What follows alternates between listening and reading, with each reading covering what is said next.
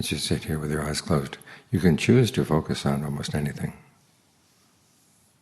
You can focus on your breath, you can focus on thoughts of the past or the future.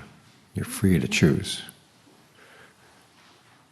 But a good choice would be to focus on the breath right now, to learn this skill in the mind of how to stay with one thing.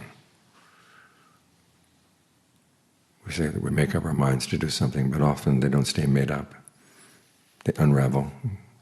You find yourself doing something else. And with the mind as its own refuge, what kind of refuge do you have? You have to train yourself to stay with one thing. Any other thoughts that come up, you say no, no, no, and you get back to the breath. Try to make the breath as interesting as possible, noticing how the different ways you breathe have an effect on the body in different ways. And this way you shape the present moment. So that's a good moment to be in, an easy moment to stay in. It's an example of using your discernment to get the mind into concentration.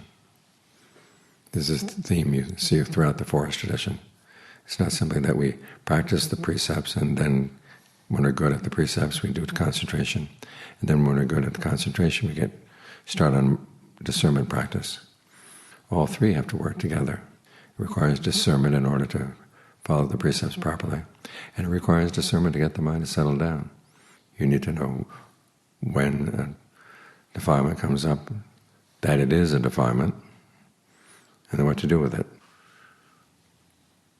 In some cases you've learned in the past, in other cases you're presented with something new. You have to use your ingenuity, all of which is part of discernment. You're sensitive to what's going on, you're able to recognize what's going on, and have a store of techniques that you can use to deal skillfully with whatever comes. So try to bring some discernment to your virtue and bring some discernment to your concentration.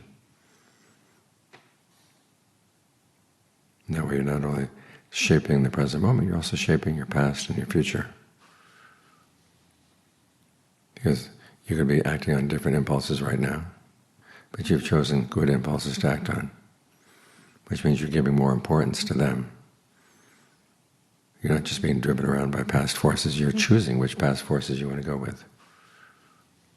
So you're picking out which aspects of your past you're going to augment and encourage, and which aspects you're going to allow to die.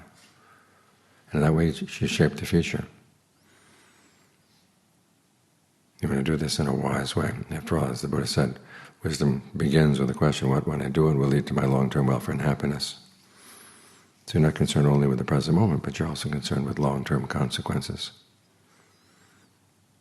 So you're shaping past, present, and future all at once.